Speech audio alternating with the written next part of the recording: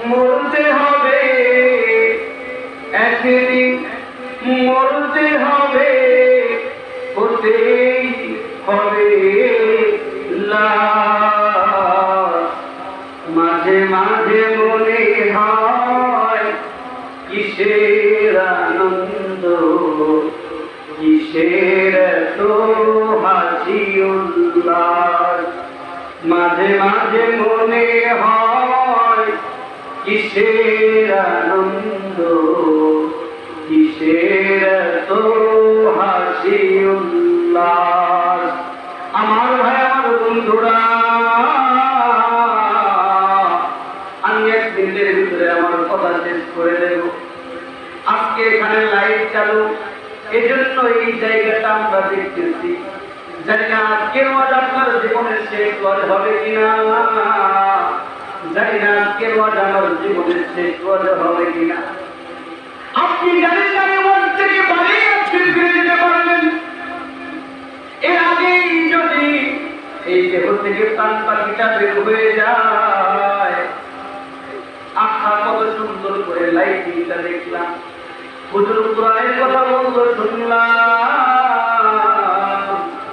দেহ থেকে প্রাণ পাখি বের হয়ে গেলে আর দুনিয়ার কিছু দেখতে পারবো না।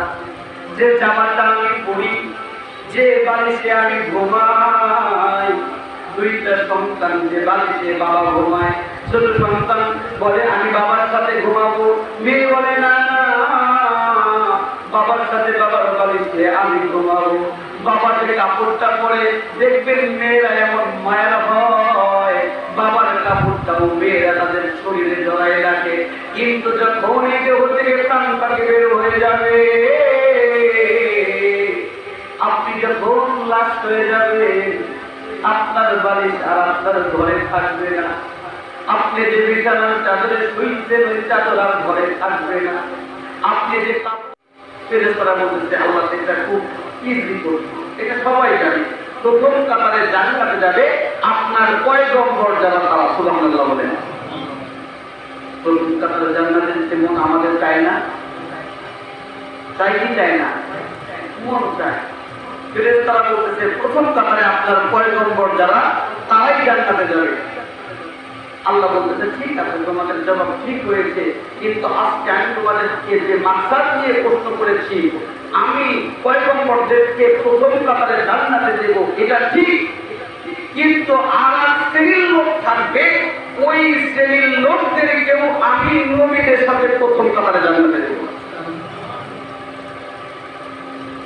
ফেরেশতারা হতভম্ব হয়ে গিয়েছে। আবার কিছু কিছু ফেরেশতা মুস্কি মুস্কি হাসে। আল্লাহ ডেকে বলে ফেরেশতারা তোমরা হাসো, তোমাদের হাসার দরকার নাই। তোমরা মনে মনে ভাবতেছো আমি তোমাদেরকে ওই নবীদের সাথে জান্নাতে দেব। না না, আমি তোমাদেরকে নবীদের সাথে জান্নাতে দেব না, আমি সাধারণ মানুষকে নবীদের সাথে জান্নাতে দেব। ফেরেশতারা আরো হতভম্ব হয়ে গিয়েছে। আমরা ফেরেশতা, আমাদের জিন্দেগিতে কোনো গুনাহ নাই। নবীদের জিন্দেগিতে কোনো গুনাহ আছে নাকি? নবীদের জিন্দেগিতেও গুনাহ নাই, আমাদের জিন্দেগিতেও গুনাহ নাই। তাহলে মানুষ কিভাবে নবীদের সাথে জান্নাতে যায়? আল্লাহকে ডেকে বলে মাবুদ আর সহ্য করতে পারি না। মামলা সহ্য করতে পারি না। ওই মানুষগুলো কাদের কপাল এত ভালো যারা নবীদের সাথে প্রথম কাতারে জান্নাতে যাবে। কাল কিয়ামতের দিন ময়দানে মাহশরে জান্নাতে যাওয়াটাই তো আমাদের জন্য বড় প্রশ্ন। সেখানে নবীদের সাথে জান্নাতে যাবে। ও আল্লাহ, ওই মানুষগুলো আমরা তাদেরকে দেখতে চাই। এখন আল্লাহ রব্বুল আলামিন ডেকে বলে আল্লাযীনা ইয়াহমাদুনাল্লাহ ফিস-সাররা'i ওয়াদ-দাররা। আল্লাহু আকবার। আল্লাযীনা ইয়াহমাদুনাল্লাহ ফিস-সাররা'i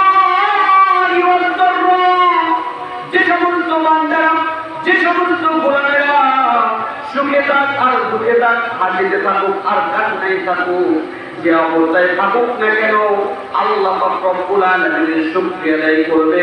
আল্লাহ পাক রব্বুল আলামিন তাদেরকে নবীদের সাথে প্রথম কাতারে জান্নাতে নিয়ে দেবে। শর্ত কি? নবীদের সাথে জান্নাতে যেতে হলে সুখে দুঃখে হাসিতে কান্নায় যে অবস্থায় থাকে না কেন শুকরিয়া কার? আওয়াজ দিয়ে বলেন কার? কেন আপনাকে পৃথিবীর মানুষ যতটা ভালোবাসে তার চাইতেও বেশি ভালোবাসে কে? আপনাকে আপনার বন্ধু যতটা ভালোবাসে তার চেয়েও বেশি ভালোবাসে কে? আপনার মা বাবা আপনাকে যতটা ভালোবাসে তার চাইতেও আমার আল্লাহ আমাদেরকে বেশি ভালোবাসে। আমার আল্লাহ আমাদেরকে চায় তার চাইতেও বেশি ভালোবাসে। এই জন্যই তো আমাদের রবের সাথে সম্পর্ক, আমরা গোলাম, আল্লাহ আমাদের মালিক। কথা বলেন ঠিক কিনা? নিজেদেরকে যদি গোলাম বলি তাহলে কি কষ্ট লাগে? আমরা কার গোলাম? আওয়াজ দিয়ে বলেন, একটু জোরে সোরে আল্লাহকে ডেকে বলেন আল্লাহ। আর আমাদের মালিককে পরিচয় একটাই, আমরা আল্লাহর গোলাম, আল্লাহ আমাদের মালিক। মালিক একজন, গোলাম বহু। মালিক যদি গোলামকে ভুলে যায় গোলামের কি অবস্থা হবে? মালিক তো একজন, মালিককে ভোলা যাবে না। আমার মতো গোলাম পৃথিবীতে অনেক আছে, কিন্তু আল্লাহর মতো মালিক আমাদের আরেকটাও নাই। কথা বলেন ঠিক কিনা? এই জন্য আল্লাহ হচ্ছে আমাদের রব, আর এই রবই আমাদের সব। আল্লাহ আমার রব, এই রবি আমার সব। ঠিক কিনা বলেন? আল্লাহ আমার রব, এই রবি আমার সব। দমে দমে তরুণ মনে তারি অনুভব, দমে দমে তরুণ মনে তারি অনুভব। আল্লাহ আমার রব, এই রবি আমার সব। বলেন না, আল্লাহ আমার রব, এই রবি আমার সব। তোমার দুনিয়াতে আমি যেদিকে তাকাই ততই আমাতে ডুবে আছে সবাই। ঠিক না? তোমার দুনিয়াতে আমি যেদিকে তাকাই ততই আমাতে ডুবে আছে সবাই। আর পাখালির মুখে শুনি তসবিহ করলাম, তসবিহ করলাম। আল্লাহ আমার রব, এই রবি আমার সব। আল্লাহ আমার রব, এই রবি আমার সব। মারহাবা বলেন। আল্লাহ যদি কারো রব হয় তার কোনো চিন্তা আছে? দুনিয়াতে আখিরাতে কোনো চিন্তা নাই। সুতরাং আমরা যে যেখানেই থাকি না কেন আমাদের রব কয়জনই? একজনই। আমাদের বলেন কয়জনই? একজনই। লাস্টে রস্যই দিবে। কয়জনই? রস্যই না? কয়জনই? আমি যদি বলি, কেউ যদি আমাকে বলে ভাই আমার বউ কয়টা, এইটাও আমার বউ, বিয়ের দাওয়াত খাইতে গেছে, বন্ধুর সাথে অনেকদিন পরে দেখা, বন্ধু ভাবিটা তো দেখি না, বউটা ভাবিটা কই, এটাও আমার বউ। যদি কেউ বলে এটাও আমার বউ, তাহলে বোঝা যায় বউ আর একটা আছে না নেই। কথা বলেন না যে এটাও আমার বউ, তার মানে আরো একটা বউ। এখন বলতেছে এটাই আমার বউ, ওয়ানলি ওয়ান, একদম আপনার কি করে দিয়েছে, এটাই আমার বউ। তার মানে এটা ছাড়া আমার কোনো বউ। আর যদি বলতো এটা ও আমার বউ, তার মানে আরেকটা বউ। আমাদের রব কয়জনই? আমাদেরকে খাওয়ায় কয়জনই? নাকি আল্লাহ ও না আল্লাহ? এজন্যই আল্লাহ রব্বুল আলামিন সূরাতুল ফাতিহার ভিতরে আমাদেরকে রহস্যই মজবুত ভাবে দিতে বলেছে। আল্লাহ আল্লাহ পাক রব্বুল আলামিন আমাদেরকে বলে দিয়েছে ইয়্যাকা না'বুদু ওয়া ইয়্যাকা নাস্তাঈন।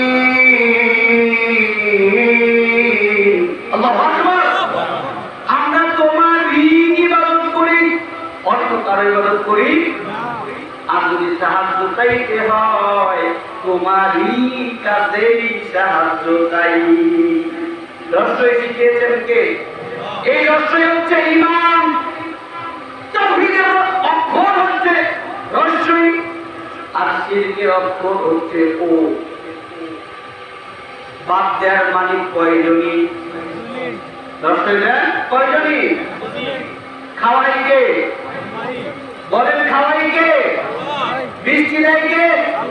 ছেলে সন্তান দেয় কে? রহস্যই দিয়েছেন।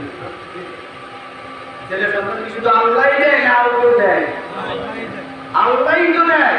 তাই যদি 4টার উপরে 5 নাম্বার সন্তান দিয়েছেন, 4টা সন্তান হয়ে গেলে আপনার লাগবে একটা ছেলে। এখন 5 নাম্বার বেলায় আপনি চলে গেলেন বাবার কাছে, তাহলে কি আল্লাহই আপনার রব থাকলো? কথা বলে। তাহলে ছেলে সন্তান দেওয়ার মালিক কয়জনই? মেয়ে সন্তান দেওয়ার মালিক কয়জনই? মনে থাকবে ইনশাআল্লাহ। আল্লাহ আমাদের রব, এই রবই আমাদের সব। আল্লাহকে যদি রব হিসাবে মানতে পারেন, দুনিয়াতে আপনার আর কোনো চিন্তা। আল্লাহ পাক রব্বুল আলামিন আল্লাহকে রব হিসাবে মেনে আমাদের জীবন যাপন করার তৌফিক দান করুন। সকলে বলেন আমিন। আল্লাহ যদি রব হয়, কেমন দুনিয়াতে শান্তি, আখিরাতের শান্তি তো থাকবেই, দুনিয়ার শান্তি কেমন? সারা জীবন গুনাহ করেছে। গুনাহ তো আমরা এমন কেউ নাই যে গুনাহ করি না। আমাদের রব এমন দয়ার রব, হাজারো গুনাহ করেছি, লক্ষ কোটি গুনাহ করেছি, কিন্তু গুনাহ করার পরে 70 বছর গুনাহ করেছি। মৃত্যুর পূর্বে যদি 70 সেকেন্ড সময় পাই, এই 70 সেকেন্ডের ভিতরে যদি আমরা তওবায়ে নাসুহা করি, 70 বছরের গুনাহ আমার আল্লাহ মাফ করে দেয়। সুবহানাল্লাহ। আপনি কত গুনাহ করেছেন? আপনি কতটুকু গুনাহ করেছেন যে আপনি এখন আল্লাহর কাছে চাইতে পারেন? আমার আল্লাহ তো সেই যে আল্লাহ আমাদের জন্য এমন ভালোবাসা আল্লাহর কাছে, শুধু আল্লাহর কাছে যান। আল্লাহ বলে উদউনি, বান্দা উদউনি, আমার কাছে যান। আস্তাজিব লাকুম, চাইতে গেলে আমি আল্লাহ দিতে দেরি করি না। কিন্তু আমরা চাইতে পারি? চাইতে পারি। আপনার টাকা পয়সা নাই, আপনি অভাবের ভিতরে আছেন, চার মতো আল্লাহর কাছে চান, আপনার সব চাওয়া পূরণ করবে কে? সাইয়েদনা মুসা আলাইহিস সালাম, নাম শুনছেন সবাই? এই সাইয়েদনা মুসা আলাইহিস সালাম তার মা আল্লাহর কাছে চেয়েছিলেন, কি চাওয়া চেয়েছিলেন? সূরাতুল কসস 1 থেকে 30 নম্বর আয়াত পর্যন্ত পড়বেন। কি সুন্দরভাবে তাওহীদ তিনি এই 1 থেকে 30 নাম্বার পর্যন্ত যদি আপনি পড়েন, এই তাফসীর পড়লে মনে হবে তাওহীদের বাণীগুলো আপনার সামনে আল্লাহর লাইনের মতো তুলে ধরেছে। মুসা আল্লাহর কাছে দোয়া করলেন। সাইয়েদনা মুসা আলাইহিস সালাম, এই মুসা আপনারা সবাই জানেন, মুসা আলাইহিস সালাম যখন পেটের ভিতরে ছিলেন, ওই সময় ছিল গণকের জায়গা। গণকরা এসে ফেরাউনকে ডেকে বলতেছে, ফেরাউন, ফেরাউন নিজেকে দাবি করতো আমি সবচেয়ে বড় খোদা। নাউজুবিল্লাহ বলেন। আমাদের রবকে মনে আছে তো? আমাদের রব কয়জনই? ফেরাউন দাবি করে আমি সবচেয়ে বড় খোদা, আমার উপরে কোনো খোদা নাই। গণকরা ডেকে বলে, ফেরাউন তোমার কপাল খুলে গিয়েছে। বলে কিভাবে? বলে খুব শীঘ্রই দুনিয়াতে একটা বালক সন্তান আসবে, এই সন্তান তোমার রাজত্ব শেষ করে দেবে। এই সন্তান বাচ্চা হয়ে যাবে। এই সন্তান এই দুনিয়াতে তার ধর্ম প্রচার করবে। তোমাকে আর রাজত্ব গ্রহণ করা হবে না। এই জমিনে তুমি আর তোমার আল্লাহগিরি চলবে না। কোন যখন করেছে ফেরাউন নিজের চেয়ার ধরে রাখার জন্য ফেরাউন মিশরের জন্য যে আইন জারি করে দিয়েছে যে যেখানে থাকতো গর্ভবতী মহিলা পাইলে হত্যা করতাম। তাফসীরের ভিতরে দেখছেন 50,000 গর্ভবতী মহিলা, এই 50,000 গর্ভবতী মহিলা ছেলে সন্তান প্রসব করেছে, সঙ্গে সঙ্গে মেরে ফেলেছে। ফেরাউন বলেছে এখন তোমরা গণনা করে দেখো তো সব শেষ, এখন আর কোনো গর্ভবতী মহিলা মিশরে নাই। গণনা যখন গণনা করতেছে, গণনা করে ডেকে বলতেছেন ফেরাউন বিপদটা একটা হয়ে গেছে। বলে কি? বলে তুমি 50,000 মানুষ পেরেছো এই চেয়ার টিকে রাখার জন্য, কিন্তু যে ব্যক্তি তোমার চেয়ার নষ্ট করে ফেলবে, তোমার রাজত্ব ধ্বংস করে ফেলবে, তুমি সেই বালককে মারতে পারো। সুবহানাল্লাহ বলেন। এটা কার ইশারা? কার ইশারা বলেন? বলে 50,000 মানুষ পেরেছে কিন্তু একজনকে মারতে পারে নাই। গণতান্ত্রিক বলতেছে ফেরাউন এই 50,000 বাচ্চা মারতে গিয়ে তুমি যে সময় নষ্ট করেছো, এই সময়ের ভিতরে ওই বালক অলরেডি দুনিয়াতে জন্মগ্রহণ করেছে, আর তার বয়স অলরেডি 6 মাস হয়ে গিয়েছে। সুবহানাল্লাহ, 6 মাস হয়ে গিয়েছে। ফেরাউনের মাথা নরম না করো। এই চেয়ারে একটা জিনিস সহজে কেউ ছাড়তে চায়? কথা বলে সামান্য বাংলাদেশে সমান এতটুকু একটা দেশ, এই দেশের রাজত্ব যদি কাউকে দেওয়া হয়, স্বৈরাচার হয়ে উঠে, এই চেয়ারের বিরুদ্ধে যারা কথা বলে তাদেরকে জেলখানায় ঢুকানো হয়, এই চেয়ারের বিরুদ্ধে যারা কথা বলে তাদেরকে হাইনাগারে ঢুকানো হয়। আলেম যদি কথা বলে ধর্ষণের মামলা দিয়ে আলেমকে জেলের ভিতরে ঢুকানো হয়। কথা বলেন ঠিক কিনা? এই চেয়ারের মায়া এমন মায়া, ফেরাউনের মাথা গরম হয়ে গেছে। আমার চেয়ার নষ্ট করবে, অলরেডি 6 মাস বয়স হয়ে গেছে, যেখানেই যে বালক পাইবা সেখানেই হত্যা করবা। ফেরাউনের যে সৈন্য ছিল এই সৈন্যগুলো পাগল হয়ে গেছে, কোথায় পাই এই বালক? সব শেষ হয়ে গিয়েছে, মিশরের জমিনে আর কোনো বাচ্চা নাই। মূসার মা যখন লক্ষ্য করে দেখলেন 6 মাস জঙ্গলের ভিতরে আমি যেভাবে হোক তাকে লালন পালন করেছি, এখন তো আর বাঁচানো সম্ভব নয়। মুসলমান আল্লাহর কাছে দোয়া করেছেন, আল্লাহর কাছে দোয়া করলেন, আল্লাহ এই সন্তানকে আমি আর বাঁচিয়ে রাখতে পারবো না। ফেরাউন যে ক্যাপাসিটিতে এই সন্তানকে হত্যা করবে, আল্লাহ তুমি আমাকে বলে দাও আমি কি করবো। আল্লাহ রব্বুল আলামিন ওহী নাযিল করলেন, ওহীর মাধ্যমে জানিয়ে দিলেন, ও মা তুমি চিন্তা করো না, তোমার সন্তানকে নদীর ভিতরে ফেলে দাও, তোমার সন্তানকে নদীতে ফেলে দাও, বাচ্চার ভিতরে পড়ে। মা আল্লাহর কাছে প্রশ্ন করলেন, আল্লাহ ছোট্ট সন্তান মাত্র 6 মাস বয়স, এই সন্তানকে যদি পানির ভিতরে ফেলে দেওয়া হয়, এই সন্তান তো মরে যাবে, আমি মা তো সহ্য করতে পারবো না। আল্লাহ দেখে বললেন, ও মা তুমি চিন্তা করো না, এই সন্তানকে আমি এমন রাজত্ব দান করবো, এই সন্তান একদিন, যে সন্তানকে তোমার বুক থেকে আমি কেড়ে নিলাম, এই সন্তানকে তোমার বুকে আমি আল্লাহ তুলে দেব। সুবহানাল্লাহ, তোমার বুক থেকে তোমার সন্তান আমি কেড়ে নিলাম, আবার তোমার বুকে আমি ফিরিয়ে দেব। এটা মাথায় রাখবেন পয়েন্টটা, তোমার সন্তানকে তোমার বুকে আমি ফিরিয়ে দেব। এই ওয়াদাটা আল্লাহ, আওয়াজ দিয়ে বলেন নাই আল্লাহ, এই ওয়াদা আল্লাহ। মুসলমান টেনশনে পড়ে গেলেন, এই সন্তানকে এইভাবে আমি নৌকায়, এই সন্তানকে আমি ভাসিয়ে দেব। যখন চিন্তার ভিতরে পড়ে গেলেন, জঙ্গলের ভিতরে চিন্তা করে সন্তানকে কিভাবে ফেলে দেব, কমসে কম একটা বাস্ক লাগবে, বাস্ক কোথায় পাবো।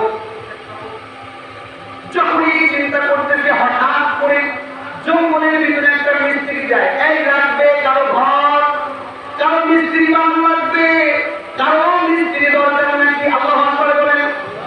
তাফসীরের ভিতরে লিখছে মিস্ত্রি জঙ্গল দিয়ে যায় আর দেখে বলে কারো কি কোনো মিস্ত্রি লাগবে, মিস্ত্রি। ফেরা ওই মুসলমান যখন বলছে মিস্ত্রি লাগবে, মুসলমান দৌড় বলে কি হয়েছে, আপনি একটু ঘরের ভিতরে আসেন। বলে কি কাজ? মা আমি তো বেশি কাজ করতে পারি না। মিস্ত্রি বলতেছে, বলে তুমি কি কাজ করতে পারো? বলে মা আমি বড় সড়ো কোনো কাজ করতে পারি না, আমি ছোট মোটো ঘর বানাইতে পারি। মুসলমান মনে মনে কয় আমার তো একটা ঘরই দরকার, আমার বড় কোনো কাজ দরকার নাই, তুমি ঘরে ঢুকো, তাড়াতাড়ি ঢুকো। ঘরের ভিতরে বলতেছে মা তাহলে কি করবো? বলে ছোট্ট একটা ঘর বানাইবা। মিস্ত্রি বলতেছে মা এই ঘরের ভিতরে আপনি কি করবেন আমাকে একটু বলবেন? মুসলমান একটা ঢুকুক লাগাইছে, তোমার কাজ ঘর বানানো, তুমি একটা মিস্ত্রি, আমি এটা দিয়ে কি করবো না করবো তোমাকে তো চিন্তা করতে হবে না। মুসলমান মায়ের ভিতরে টেনশন, যদি সন্তানের কথা বলি ফিরআউনের কানে যদি যায় তাহলে তো আমাকেও মারবে, সন্তানকেও মারবে। লুকানোর চেষ্টা করছে। ঠিক আছে মা আমাকে বলার দরকার নাই, কতটুকু বানানো বলেন? মায়ের একটা সাইজ দিয়ে দিয়েছে, এতটুকু বানাই না। এখন মিস্ত্রিরা কাজ করার পূর্বে তাদের হাতুর বাঁকাও ধার দেয় না, দেয় কি দেয় না? তাফসীরের ভিতরে লেখছে যখন ওই মিস্ত্রি দেখে বলতেছে মা আমার হাতুর এই বাতালের ভিতরে তো খুব একটা ধার নাই, আমি একটু পানি কিনে দিতাম, তাহলে বাতালটা ধারকে তারপরে কাজটা শুরু করে যাও। বলতেছে ঠিক আছে তুমি একটু বসো, আমি নদীর দিকে পানি নিয়ে আসি। মুসা আলাইহিস সালামের মা গিয়েছেন নদী থেকে পানি আনার জন্য। সর্বোচ্চ 5 মিনিট দেরি হয়েছে, তাফসীরের ভিতরে লেগেছে মুসার মা যখন ঘরের ভিতরে ঢুকেছে, ঘরের ভিতরে দেখে সুন্দর একটা ঘর রেডি করে ফেলেছে। সুন্দর ঘর বানানো রেডি হয়ে গেছে। মা ডেকে বলে তুমি না বললা তোমার ঘরে ধান নাই, 5 মিনিটের ভিতরে তুমি কিভাবে ঘর বানাইয়া? মিস্ত্রি ডেকে বলে মা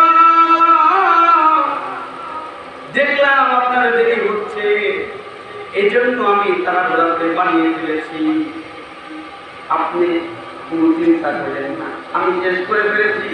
কিন্তু মা একটা ভুল করেছি। বলে কি ভুল করেছো?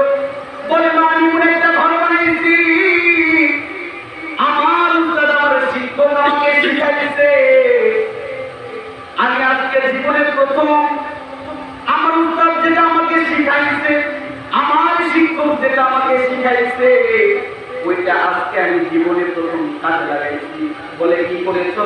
বলে আমি এমন একটা ঘর বানাইছি, ওই ঘরের ভিতরে যদি কোনো মানুষ রেখে দেন ওই মানুষ এই ঘরের ভিতরে অক্সিজেনের অভাবে মারা যাবে না। মা আমি আর একটা ভুল করছি। বলে কি ভুল করেছো? বলে মা আমি এমন ভাবে ঘর বানাইছি, এই ঘরটা হচ্ছে ওয়াটার প্রুফ, অর্থাৎ এটা যদি নদীর ভিতরে ছেড়ে দেন এই ঘরের ভিতরে 1 সেন্টি পানি ঢুকবে না। আল্লাহু আকবার। মুসার মার ভিতরে সন্দেহ ঢুকছে। কাহিনী কি? যখন আমি পেরেশানির ভিতরে ঢুকেছিলাম, বাক্স কোথায় পাবো, মিস্ত্রি কোথায় পাবো, ঠিক সেই সময় তুমি চলে আসলাম মিস্ত্রি লাগবে কিনা। আমি টেনশনের ভিতরে আছি, ঘরের ভিতরে তো পানি ঢুকে যাবে, আমার বাচ্চা তো চলে যাবে। তুমি বলতেছো এটা ওয়াটার প্রুফ করে বানাইছো। আবার আমি যখন চিন্তা করলাম এই ঘরের ভিতরে যদি আমার সন্তানকে রেখে দে তাহলে অক্সিজেনের অভাবে সন্তান মারা যাবে। তুমি বলতেছো এই ঘরের ভিতরে অক্সিজেনের অভাবে মারা যাবে না। আসলে তুমি কে? তোমার পরিচয় কি? যখন মুসার মা শব্দ করে ধরেছে, এখন মিস্ত্রি কোন দিকে যাবে তার করতে হয়ে গেছে। বলতেছে মা আপনি আমাকে চিনবেন না। বলে কেন? তুমি তোমার পরিচয় দিবা, তা না হলে তোমাকে যাইতে দেবো না।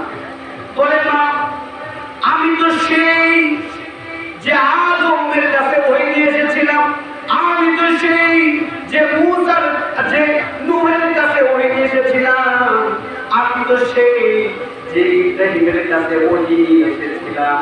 আমি আল্লাহ জিবরাইল ফেরেশতা আপনার সন্তানকে বাঁচানোর জন্য আমার আল্লাহ আমাকে ফেরেশতা থেকে মিস্ত্রি বানিয়ে তারপরে দুনিয়াতে পাঠাইছে। আমি আল্লাহ ফেরেশতা জিবরাইল, আল্লাহ আমাকে পাঠাইছে। আপনাকে চিন্তা করতে হবে না। এই সন্তানকে বাক্সের ভিতরে ধরছেন,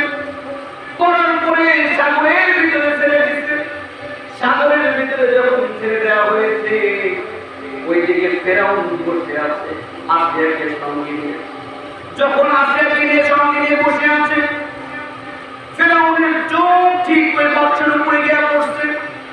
বাক্স দেখ, ফেরাউন দেখে বলতেছে, কে কোথায় আছে, ওই বাক্সটা ধরো। এত সুন্দর বাক্স জীবনের কোনদিন দেখি না, মনে হয় এটার ভিতরে গুপ্ত ধন আছে, তাড়াতাড়ি ধরো। নাইমের কাছে, নাইমের বাক্সটা ধরছে, ফেরাউনের কাছে আনছে। ফেরাউনের কাছে যখন বাক্স আনছে, বাক্সটা খোলা হয়েছে। খোলার সঙ্গে সঙ্গে ওই বাক্সের ভিতরে থেকে ওই মূসা আলাইহিস সালামকে দেখে ফেলেছে। যখন মূসার চেহারা ফেরাউনের চেহারায় পরিবর্তিত হয়ে গেছে, ফেরাউন সঙ্গে সঙ্গে চিৎকার দিয়ে উঠছে, কে কোথায় আছো, তাড়াতাড়ি আসো, এইটাই সেইটা। এতদিন এই সন্তানকে মারার জন্য 50,000 বালক হত্যা করেছি, তোমাদের দেরি করতে হবে না, তলোয়ার নিয়ে আসো, এই সন্তানকে এখনই মেরে ফেলতে হবে। আজকে বলে, তুমি কি পাগল হচ্ছ না? বলে, কেন? বলে, আজকে তুমি কথা বলো না। এই যে দেখো, বাক্সের ভিতরে একটা বাচ্চা, বাক্সের ভিতরে 100টা পানি ঢুকে দেবে। আবার এই বাক্সের ভিতরে না জানি কবে এই সন্তানকে ঢুকানো হয়েছে। এই বাচ্চা দেখো এখন মারা যায় না, যেহেতু বাচ্চা মরে নাই, সেহেতু এই বাচ্চাই এইটাই সেইটা যে আমার চেয়ার ধ্বংস করে ফেলবে। আচ্ছা দেখে তুমি আসলে পাবো, দেখো না চেহারাটা কত সুন্দর, দেখো এই চেহারাটা এত সুন্দর। আছে মায়া লাগে গেছে, মায়া লাগাইছে কে? আওয়াজ দিয়ে বলেন কে? আল্লাহ তো মায়া লাগাই দিচ্ছে। মায়া যখন লাগে গেছে, এখন ফেরাউনকে রেখে বলছে, ফেরাউন তুমি শোনো, কত সুন্দর করে আসিয়ার মাধ্যমে আল্লাহ ফেরাউনকে বুঝায়। বলেন, দেখো এই যে একটা বাচ্চা, একটা মাটির পাতি, মাটি কাদা মাটি, যে আকার ধারণ করানো যাবে, যেভাবে বানানো হবে, এটা পাতিল বানালে পাতিল হবে, এটা কলস বানালে কলস হবে, কাদা মাটি। এই বাচ্চাকে আমরা যদি ছোট থেকেই শিখাই, তুমি ফেরাউন হচ্ছ এই মিশরের রব, তুমি আমাদের আল্লাহ, তাহলে এই বাচ্চা অবশ্যই তোমাকে আল্লাহ বলে মানবে। আর তুমি তো জীবনে তোমার ক্ষমতা নাই একটা বাচ্চা দেয়া, তুমি তো আর পারো না একটা বাচ্চা দিবার। পুরুষের জায়গা মতো ধাওয়া মানলে পুরুষের নেই কাজ। কথা বলে, যখন ঘরের মিনিস্টার বলছে তোমার তো ক্ষমতা নাই যে একটা বাচ্চা দিবা, এই বাচ্চা আমার লাগবে, কথা তো খারাপ হয় না। বাচ্চা মানুষ যেভাবে রাখবো সেভাবেই তো থাকবে। এখন তাফসীরের ভিতরে লিখছে, আপনাদের কষ্ট হচ্ছে নাকি? আমার ভাষা বুঝতেছেন? গরম লাগছে। তাফসীরের ভিতরে লিখছে, ফেরাউন বলতেছে আমি এমনি একে সন্তান হিসেবে মানব না। তাই কিভাবে মানবা? বলে এখানে একটু আগুন জ্বালানো হোক, আর এখানে কিছু ফুল রাখা হোক। এই বাচ্চা যদি আগুন ধরে, তাহলে আমি মনে করবো এই বাচ্চা যদি আগুন একটা ধরে ফেলে, তাহলে আমি এই বাচ্চাকে সন্তান হিসাবে মেনে নেব। আর এই বাচ্চা যদি ফুল ধরে, তাহলে আমি ছেলে হিসাবে মেনে নেব। এখন রাজা বাচ্চা বলছে কিভাবে অমান্য করা যায়, ঠিক আছে, আগুন জ্বালানো হয়েছে, এই দিকে আপনার ফুল রাখা হয়েছে, বাচ্চা মানুষ আগুন জ্বলতেছে, বাচ্চা কি করবে? আর দেখতে ফুল কত সুন্দর, বাচ্চা মুসার ইসলাম আস্তে আস্তে আস্তে আস্তে ফুল ধরতে গেছে। যখন মুসার ইসলাম ফুল ধরতে গিয়েছে, আল্লাহ পাক রব্বুল আলামিন জিবরাইলকে পাঠিয়ে দিয়েছে, জিবরাইল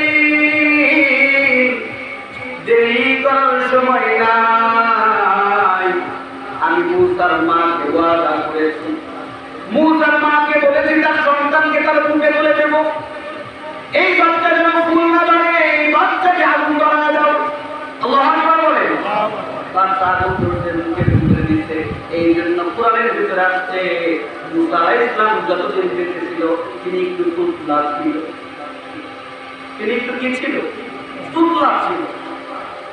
ঠিক আছে, সব শেষ, সে পাস করে গিয়েছে, ছেলে হিসাবে স্বীকৃতি দিয়েছে।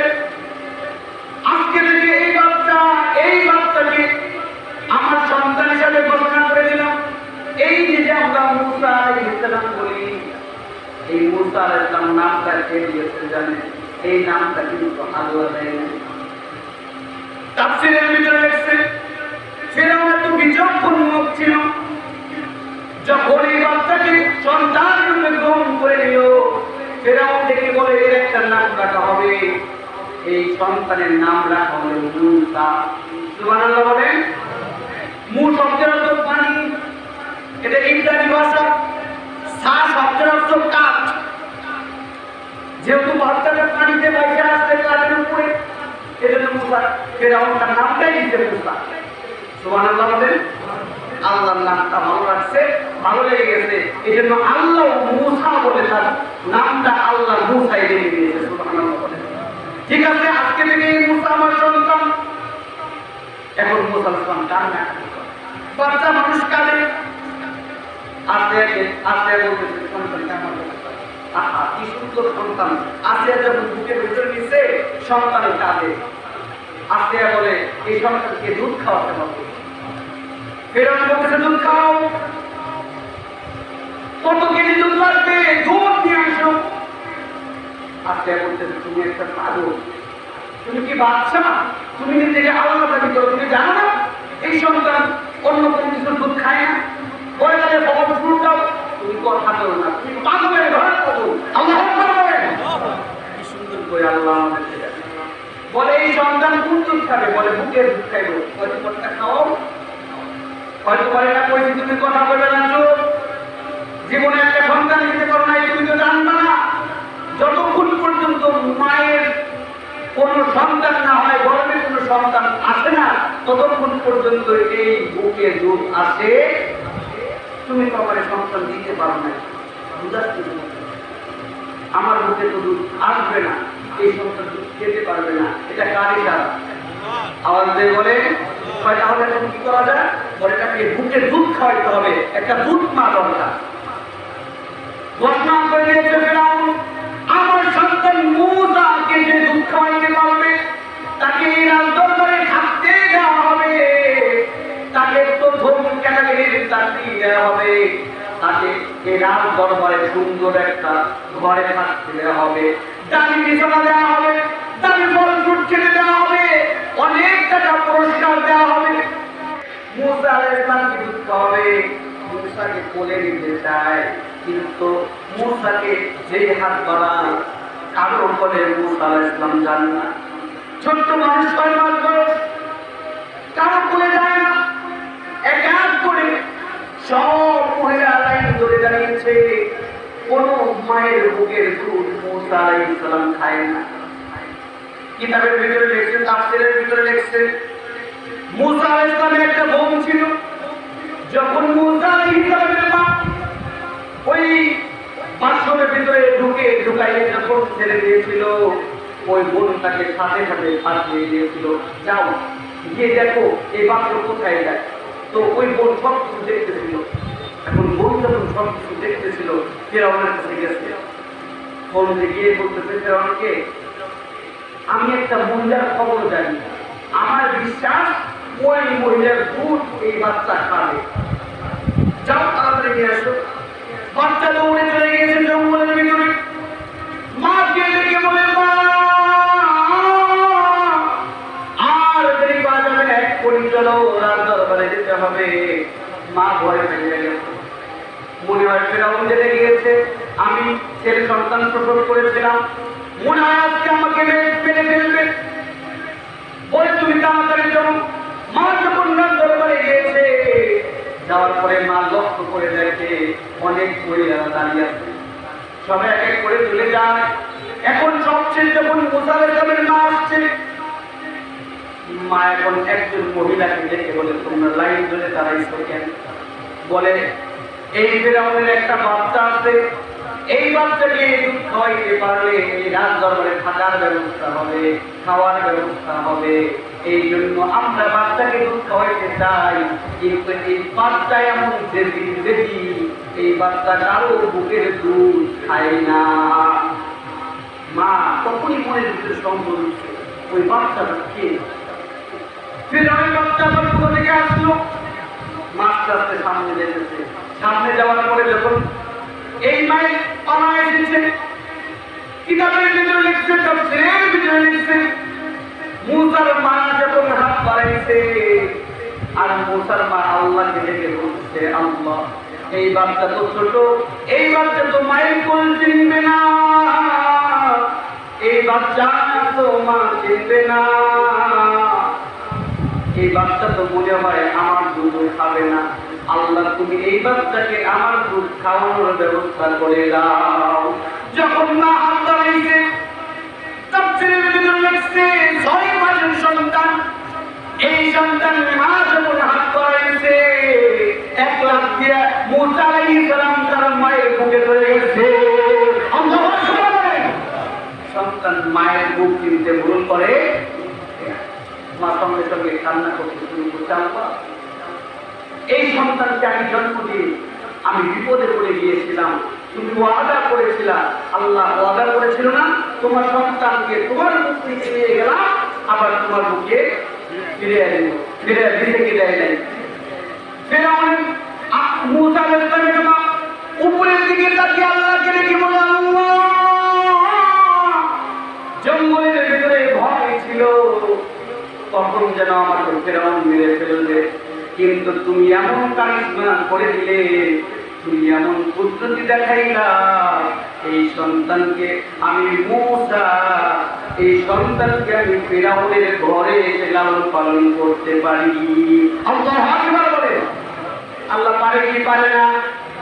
আওয়াজ দিয়ে বলেন, পারে কি পারে না? আল্লাহ সব করতে পারে। মুসা আলাইহিস সালামকে মায়ের কোল থেকে ফেরত দিলেন, আবার মায়ের কোলের ভিতরে ফেরত দিলেন, এটা আল্লাহর কারিশমা। আপনি যদি আল্লাহর কাছে যান, আল্লাহর কাছে দোয়া করেন, আপনি যে দোয়া করেন না কেন, আপনি যদি আল্লাহর কাছে যাওয়ার মতো চাইতে পারেন, তাহলে আপনার দোয়া কবুল করবে কে? আওয়াজ দিয়ে বলেন কে? ঠিক আওয়াজ দিয়ে বলেন আল্লাহ। আরেকটু আওয়াজ দিয়ে বলেন আল্লাহ। আরেকটু আওয়াজ দিয়ে বলেন আল্লাহ। আল্লাহকে দেখতে ভালো লাগে? ভালো লাগে কি লাগে? পৃথিবীতে 3টা মাত্র ডাক, যে 3টা ডাক দিলে কোনটা বলে যায়? 1 নম্বরে আল্লাহ, বলেন না আল্লাহ। 2 নম্বরে মা, 3 নম্বরে আব্বা। দেখবেন এই ডাকগুলো পেটের ভিতর থেকে আসবে।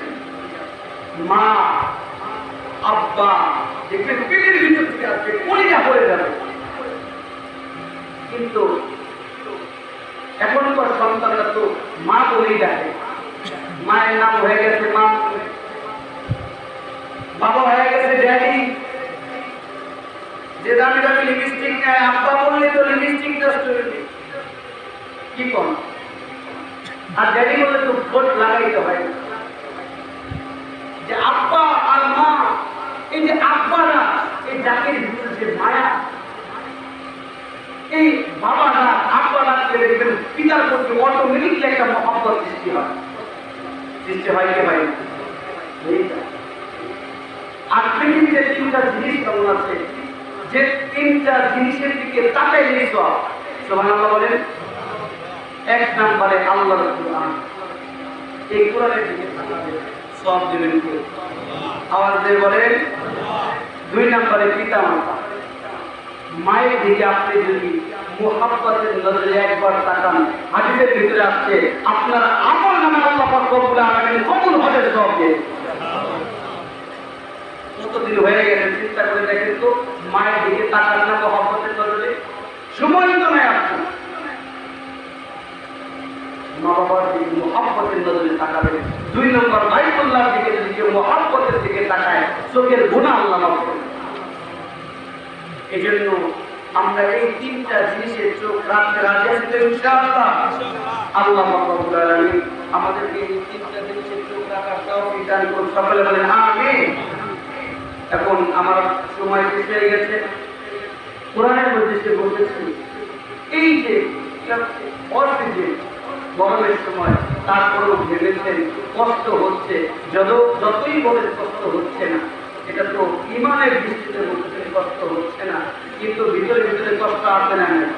কিন্তু এই যে একটা কষ্ট গরমের ভিতরে, আল্লাহ সাক্ষী, এই মজলিস এই মাটি কাল কিয়ামতের দিন আপনার হয়ে সাক্ষ্য দিবে। সুবহানাল্লাহ বলে। আল-কারিআতু মান কারিআ ওয়া মা আদরাকা মান কারিআ। যখন কিয়ামত আসবে, ইসরাফিল যখন ফু দেবে, সব ধ্বংস হয়ে যাবে, কিন্তু দুইটা জিনিস ধ্বংস হবে না। এক নাম্বার কোরআনের ময়দান, দুই নাম্বার হচ্ছে গিয়া গুনাহের জায়গা। যে সমস্ত জায়গায় আপনি গুনাহ করেছেন, এই জায়গাগুলো ধ্বংস হবে না। আল্লাহকে যদি বলবে, আল্লাহ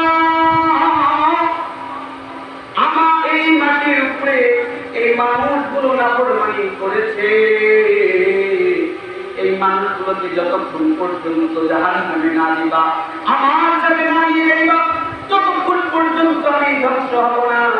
আর হচ্ছে গিয়া এই জান্নাতের বাগানগুলো, কোরআনের ময়দানগুলো, এই কোরআনের ময়দান আল্লাহর কাছে সুপারিশ করবে, আল্লাহ আমার উপরে যারা বসে কোরআন শুনেছে, কোরআন পড়েছে, কোরআন শিক্ষা দিয়েছে, তাদেরকে যতক্ষণ পর্যন্ত তোমার জান্নাত না দিবা, ততক্ষণ পর্যন্ত ধ্বংস হব না। আল্লাহু আকবার বলেন। এই কষ্ট করে কোরআনের মজলিসে বসেছেন, আপনি কোরআনের মজলিসে বসেন নাই, আপনি মাটিটা আপনার জান্নাতের জন্য বাইনা করেছেন। কথা বলেন ঠিক কিনা? এটা আজকে তো বুড়োর খানের একটা ওয়াজ, সবাই তো ভুলেই যায়, আমাদের কি করতে পারে? বলবেন নাকি আপনারা সবাই?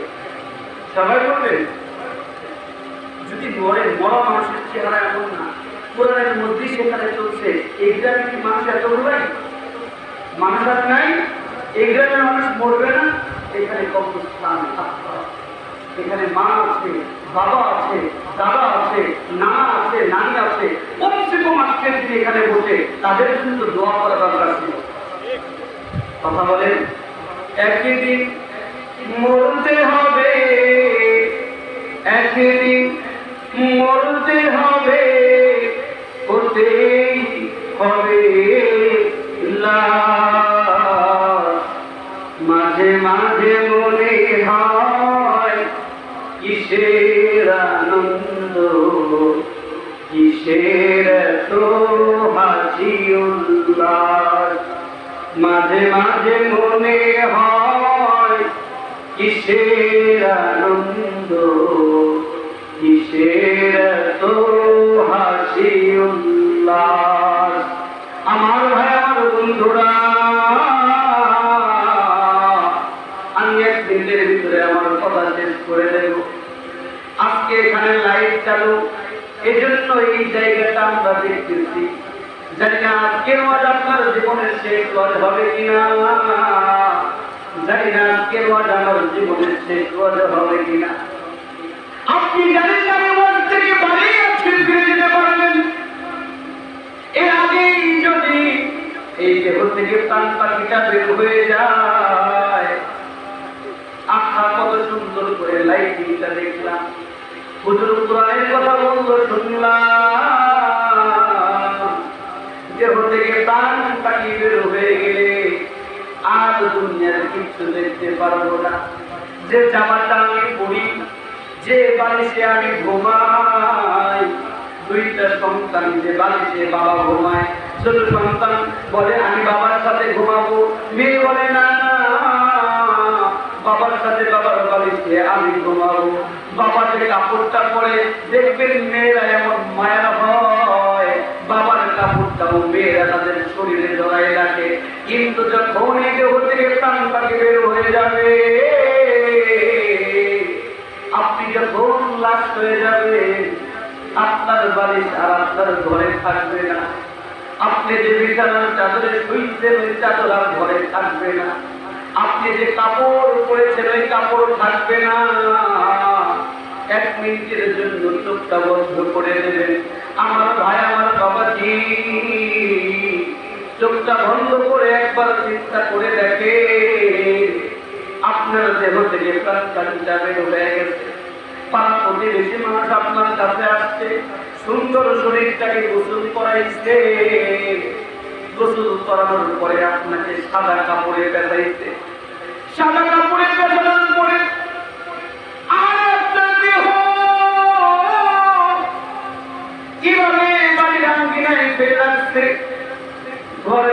আপনারা দেহটা ঢোকায় না, বাড়ির উঠানের ভিতরে রাইখা দিচ্ছে, ওই খাটিয়ার উপরে আপনার দেহটা আছে। একবার চিন্তা করে দেখেন, তার পাশে খাটিয়া ধরে যখন এই কবরস্থানে নিয়ে আসবে, এই 3.5 হাত কবরের ভিতরে আপনাকে রাখবে। আপনাকে আমাকে যখন কবরের ভিতরে রাখা হবে, কবরের ভিতরে কোনো লাইট নেই, কোনো ফ্যান নাই, অন্ধকার কবরের ভিতরে আপনাকে থাকতে হবে। আমার ভাই যদি কান্না না আসে, কান্নার ভান ধরে, আল্লাহর কাছে একটু বোঝা, আমি মৃত্যুকে ভয় করি। আপনি যে আল্লাহকে ভালোবাসেন, জাহান্নামকে ভয় করে, একটু আল্লাহকে বুঝান, একটু দিলটাকে কাঁদান। আপনাকে যখন কবরের ভিতরে রাখবে, কবরের ভিতরে রাখার পরে আমাকে কবরের ভিতরে রাখবে, রাখার পরে বাঁশ দেবে, তালাই দেবে, মাটি দেবে, ওই কবরের ভিতরে একা একা থাকতে হবে। আজকে এখানে যদি লাইট না থাকতো, তাহলে আরেকটু পরে এই কবরস্থানের পাশ দিয়ে যাইতে ভয় করতো। করতো কি করতো? এই কবরের পাশ দিয়ে যাইতে ভয় করতো। আর এই কবরের ভিতরে কেমনে করে থাকবে? একবার কি চিন্তা করে দেখেছে ওই কবরের ভিতরে কিভাবে থাকবেন? ওই কবরের ভিতরে কিভাবে আলো আসবে? ওই কবরের ভিতরে কিভাবে জান্নাতের ফেরেশতা আসবে? একবারও চিন্তা করেন না। চিন্তা করতে হবে, সবাইকে বুঝতে হবে এই দুনিয়া আমাদের স্থায়ী নয়, এই দুনিয়া ছেড়ে সবাইকে চলে যেতে হবে। এজন্য আমার ভাই, আমার বন্ধুরা, আমার শ্রদ্ধেয় মুরব্বী বাবাজিরা, আমাদের সবাইকে দুনিয়া ছেড়ে চলে যেতে হবে। চলে যাওয়ার পূর্বে অবশ্যই আল্লাহর কাছ থেকে মাফ নিয়ে তওবা করে খাঁটি মুসলমান হয়ে কবরে যেতে হবে। রাজা আছেন নাকি? ইনশাআল্লাহ তওবা করতে হবে। রাজা আছেন ইনশাআল্লাহ? তওবা কবে করবেন? মরার 1 ঘন্টা আগে নাকি? কতক্ষণ আগে? আপনি কখন মরবেন কোনো গ্যারান্টি আছে? আপনি তো জানিয়ে নেন, আপনি কিভাবে বলবেন? ছেলে বিয়ে দেন নাই, কিভাবে বলবেন? নামাজ পড়তে পড়লে কয় না আমার তো ঘর ভালো দাঁড়িয়ে নেই, এখনই নামাজ পড়ার পরে দিতে পারে। এই জন্য মরার প্রিপারেশন নিতে হবে এখন থেকে। এই মাহফিলের মাধ্যমে আমরা সবাই আল্লাহর কাছে তওবা করতেছি, আল্লাহ বিগত দিনে যত গুনাহ করেছি তোমার কাছে মাফ চাই, আল্লাহ তুমি সব গুনাহ মাফ করে দাও। আল্লাহ সামনে যতদিন থাকবো আমাদেরকে ঈমান নিয়ে আমাদেরকে কবরে যাওয়ার তৌফিক দান করে দাও। সকলে বলেন আমিন। ওয়া আখিরু দাওয়ানা আলহামদুলিল্লাহি রাব্বিল আলামিন। আসসালামু আলাইকুম ওয়া রাহমাতুল্লাহি ওয়া বারাকাতুহু।